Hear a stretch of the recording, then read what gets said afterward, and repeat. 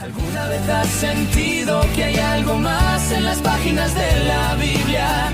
Profundiza con nosotros en cada episodio. Exploramos historias, revelaciones y lecciones prácticas que transforman tu vida. Estás escuchando Algo Más en la Biblia. Comenzamos. Pensemos por un momento en lo que significa recibir una evaluación de desempeño laboral. La típica reunión anual que nadie quiere tener. Exacto, esa misma. Donde un jefe se sienta al otro lado del escritorio con una carpeta, pero llevemos esto al extremo. A ver, ¿qué tan al extremo? Imaginemos que este supervisor conoce absolutamente todos los rincones de la empresa. O sea, ha visto cada error oculto bajo la alfombra, cada métrica inflada. Claro, el peor escenario posible para un empleado. Totalmente. Y la evaluación que entrega es devastadora. Absolutamente demoledora. Te dice a la cara que todo lo que la empresa creía estar haciendo bien, pues en realidad es un desastre y no sirve para nada. Me imagino la tensión en esa sala. Pero luego, justo al final de esta crítica tan severa, cuando uno ya está esperando la carta de despido, este mismo evaluador hace algo impensable. ¿Qué hace? Cierra la carpeta, baja la voz y te invita a cenar a su casa. Así, como un amigo de toda la vida. ¡Wow! Esa disonancia es tremenda. Es un salto casi incomprensible. Fíjate, pasar del rechazo más absoluto a la oferta de intimidad más profunda en cuestión de, no sé, un par de frases. Sí, es un choque emocional gigantesco. Y esa tensión es exactamente el núcleo de lo que vamos a desarmar hoy. Me encanta. Hoy vamos a meter las manos en un texto antiguo que, al escarbar un poco en su contexto, resulta fascinante. Sobre la mesa tenemos una pila de notas de investigación, registros arqueológicos y comentarios históricos. Todo sobre la famosa carta a la iglesia de la Odisea, ¿verdad? Ajá, la que se encuentra en Apocalipsis capítulo 3. Para quienes siguen el recorrido histórico de estos textos, bueno, saben que es la última de las 7 cartas a las iglesias de Asia Menor. Así es. Y la misión en este análisis minucioso es entender cómo el contexto geográfico y económico de una ciudad antigua ilumina una de las metáforas más duras y a la vez más esperanzadoras de la antigüedad. Porque este es uno de esos fragmentos que mucha gente cita de memoria. O sea, se ha escuchado en la cultura popular miles de veces. Sí, la típica frase de ser tibio, ¿no? Exacto. Pero al separarlo del suelo donde fue escrito, pierde toda su genialidad literaria. El remitente de este mensaje no escribe al vacío. Construye cada línea utilizando los cimientos mismos de la ciudad. Claro, les habla en su propio idioma con sus propios problemas. Totalmente. No podemos sentir el impacto del mensaje si no entendemos, digamos, la arrogancia enorme de los destinatarios. Entonces empecemos por ahí, por el terreno. Según los registros que tenemos aquí, estamos en el valle del río Lico, en la región de Frigia. Que sería lo que hoy en día es el suroeste de Turquía. Ajá. Y al leer sobre la Odisea, queda clarísimo que no era un pueblito cualquiera en el mapa. Era una metrópolis que literalmente respiraba dinero. Era extremadamente próspera. Fíjate en esto. Veo en las notas históricas que en el año 60 después de Cristo hubo un terremoto masivo que arrasó con varias ciudades de la región. Sí, un desastre natural muy documentado. Y el Imperio Romano, como era costumbre, ofreció fondos de ayuda, una especie de rescate financiero para reconstruir. Y la Odisea dijo... Dijeron que no. Exacto. Dijeron, no gracias, nos sobran los recursos. Es que esa anécdota del historiador romano Tácito es vital para entenderlos. Imagina el nivel de orgullo cívico para rechazar la ayuda del emperador. Es una locura. Reconstruir una metrópolis entera solo con fondos privados nos habla de una economía gigantesca.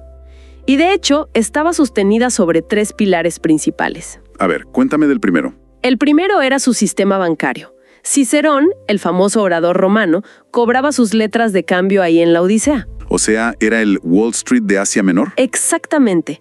El centro financiero indiscutible. El segundo pilar era una industria textil de súper lujo. Habían desarrollado una raza específica de ovejas.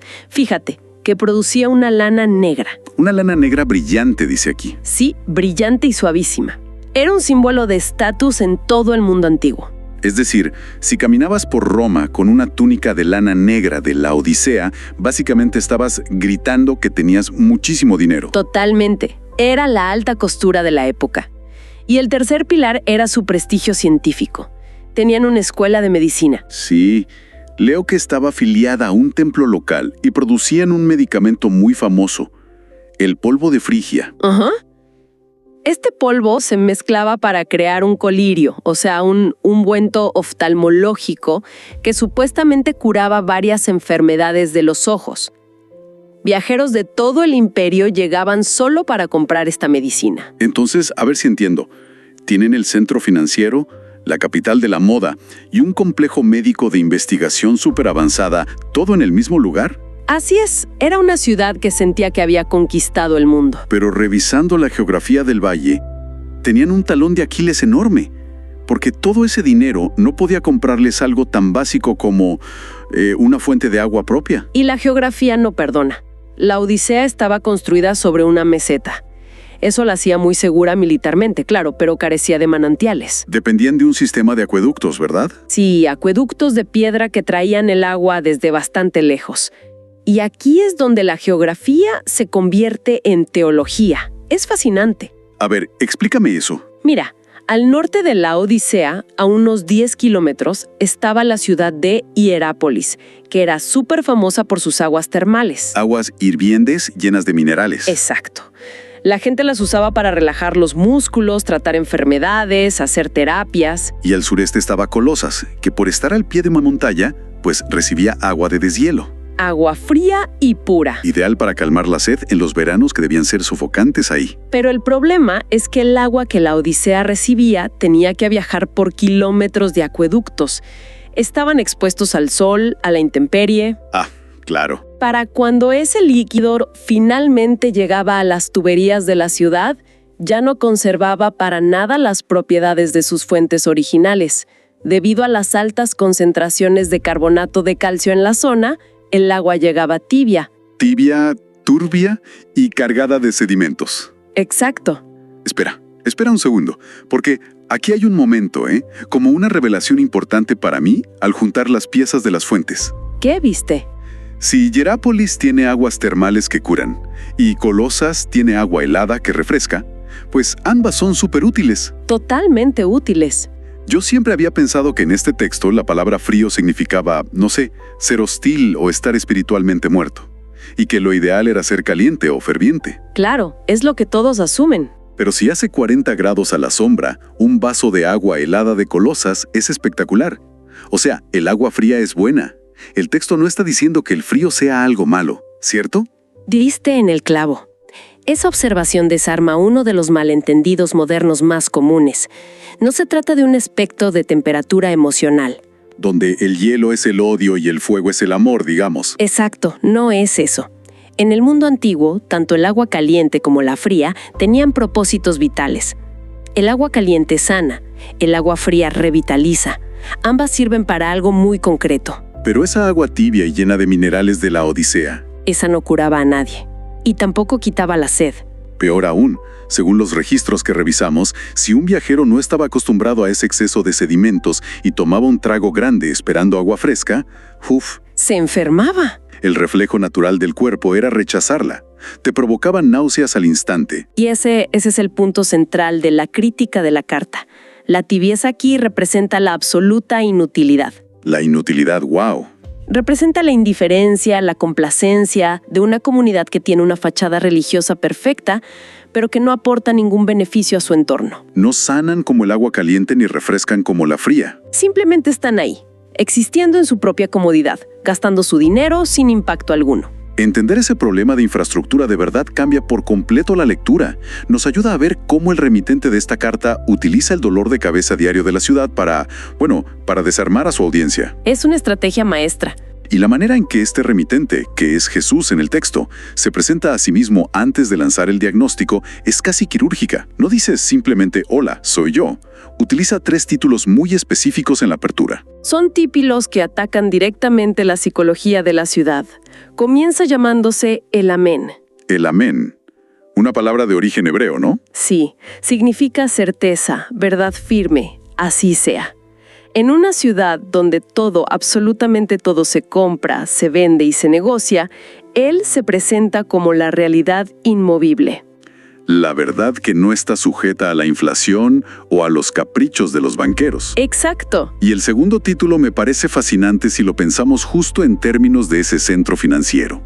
Se llama, asimismo, el testigo fiel y verdadero. Ajá, el testigo. Es la imagen de un auditor implacable, ¿no crees? Cuando una empresa maquilla sus números para que los accionistas vean ganancias donde hay pérdidas, pues necesitan un auditor externo. Alguien que no se deje engañar por un PowerPoint bonito. Exacto. Este testigo verdadero es quien ve los libros de contabilidad espirituales tal y como son, sin los filtros del autoengaño. Esa analogía de la auditoría es súper precisa. Y el tercer título cierra esa presentación de credenciales con una autoridad ya absoluta. ¿Cuál es? Se llama asimismo el principio de la creación de Dios.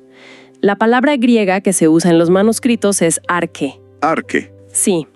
Y no implica que sea la primera cosa creada, como algunos han malinterpretado en el pasado, sino que es el origen, la fuente activa, el arquitecto soberano de todo el universo. Básicamente les está recordando que por mucha riqueza que ellos hayan acumulado, Él es el dueño de los materiales con los que construyeron su ciudad. Totalmente.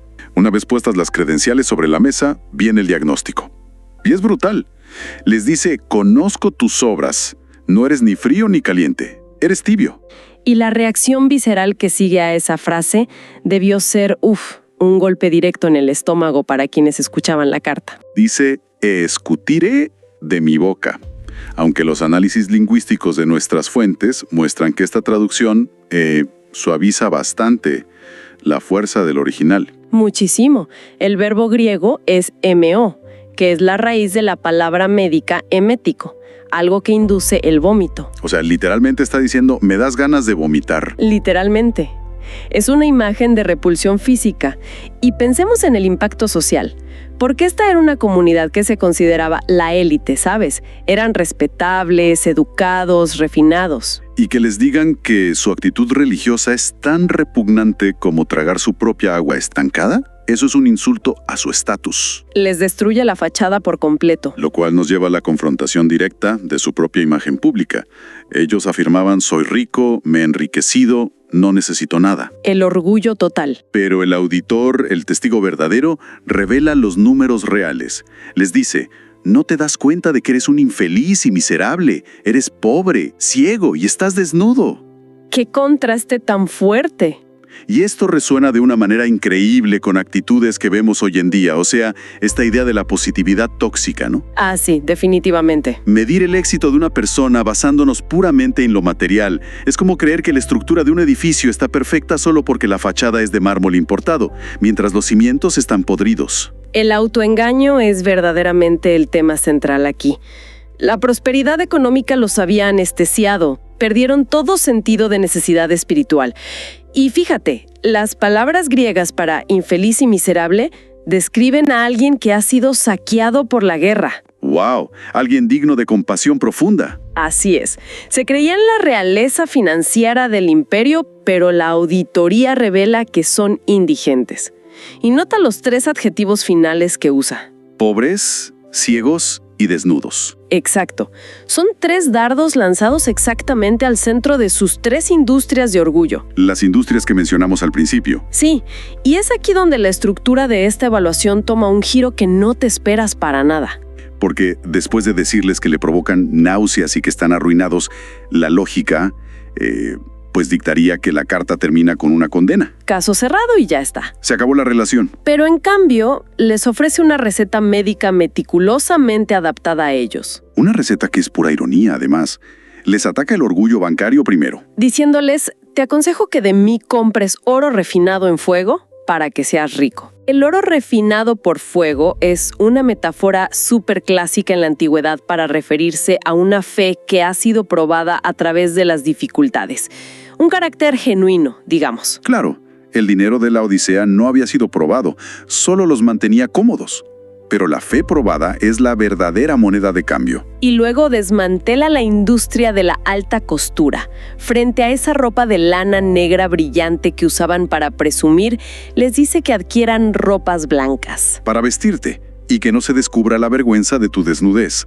Es casi cómico si lo piensas. Se paseaban por la plaza creyendo ser el pináculo de la elegancia. Sí, la semana de la moda en la Odisea. Y el texto les dice que, a los ojos del Creador, están caminando desnudos por la calle. La ropa blanca aquí, bueno, representa la pureza y la justicia, que solo se obtiene fuera de los propios méritos. Totalmente. Y finalmente remata con un golpe a su prestigiosa escuela de medicina. Al polvo de Frigia. Sí, les aconseja adquirir colirio para ungir tus ojos, para que veas. La ironía no podría ser más afilada. La capital mundial del cuidado oftalmológico necesita urgentemente una cura para la ceguera. Es como el especialista médico más honesto del mundo, que te da un diagnóstico durísimo que no quieres escuchar, pero inmediatamente saca el tratamiento exacto que va a salvarte la vida. Es un nivel de precisión asombroso. Pero aquí hay algo que, no sé, me hace ruido al revisar este concepto de la receta. A ver, ¿qué te hace ruido? Si cruzamos esta carta con otros textos de la misma tradición, como el profeta Isaías en el capítulo 55, ahí la invitación siempre es: vengan, compren sin dinero y sin precio. Ajá, la gracia es un regalo. Exacto, se supone que es gratis. Entonces, si no cuesta dinero físico, ¿por qué insistir en este lenguaje de Wall Street? ¿Por qué usar el verbo comprar en compra de mi oro o comprar ropas blancas? ¿No contradice eso la idea de que es un regalo? Es una excelente pregunta. Y no, el uso del lenguaje transaccional aquí no es un error teológico, es una estrategia de comunicación brillante. A ver.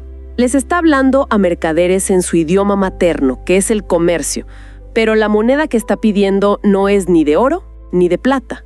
Cuando les dice compra de mí, les está planteando, digamos, un intercambio de soberanía. Un intercambio. El precio que tienen que pagar es su orgullo, su autosuficiencia.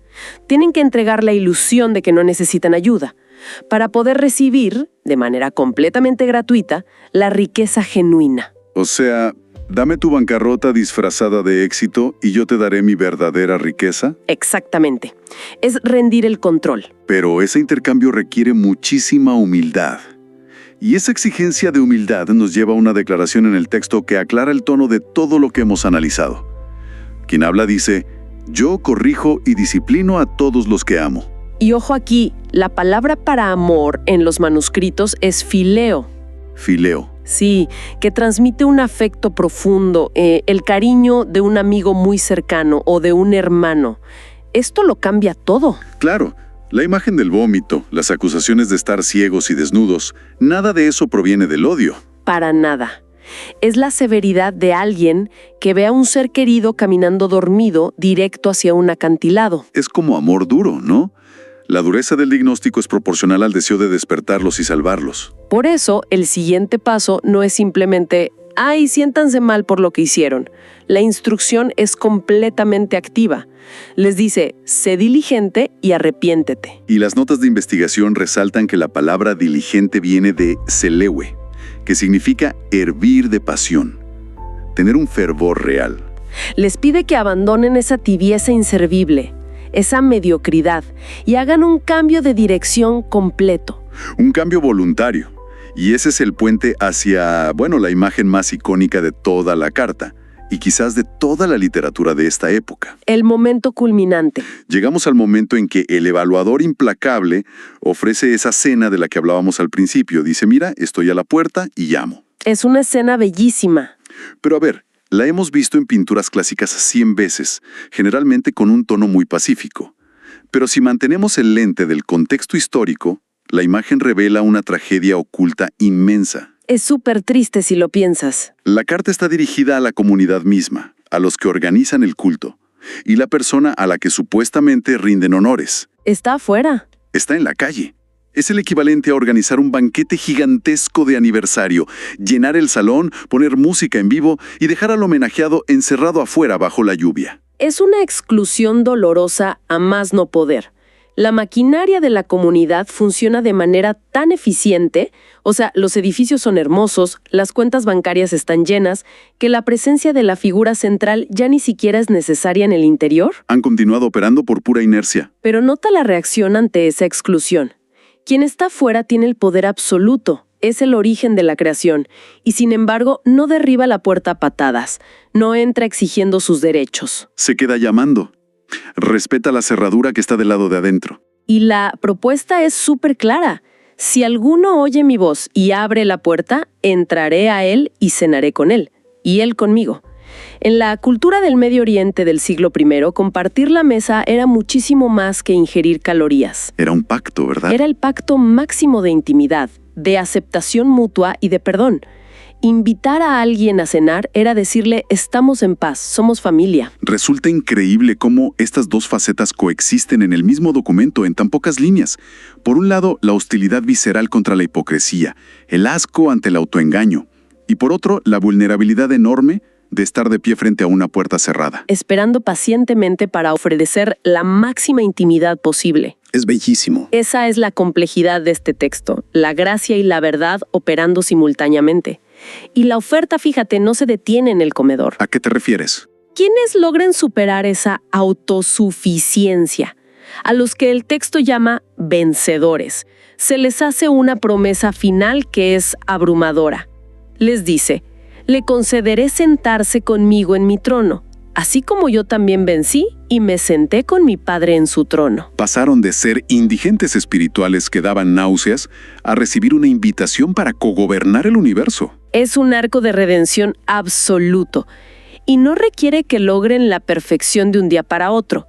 Solo requiere que reconozcan su necesidad, su ceguera y abran la puerta. Y el detalle de, así como yo también vencí, demuestra que no se les exige nada que no haya sido modelado antes. La victoria sobre la mediocridad no se logra inyectando más fondos a la cuenta, no. Ni fabricando ropa más elegante. Se logra rindiendo el control. Todo este recorrido minucioso culmina con una especie de sello final. El texto dice, el que tenga oídos, que escuche lo que el Espíritu dice a las iglesias. Es una declaración universal. Sí. Toma este documento histórico muy localizado en los acueductos y telares de Frigia y lo convierte en un mensaje atemporal.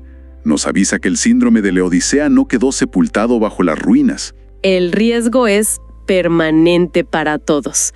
Cualquier persona u organización que permita que la abundancia material anestesie su sentido de propósito profundo, pues está bebiendo de esa misma agua tibia. Es una radiografía de lo peligroso que es tener todo resuelto en lo exterior mientras uno se muere de hambre en lo interior. Ha sido fascinante meter las manos en la historia para desentrañar todo esto. Totalmente. Ver cómo la economía, la moda, los bancos y hasta el sabor desagradable del agua se utilizaron como herramientas literarias maestras.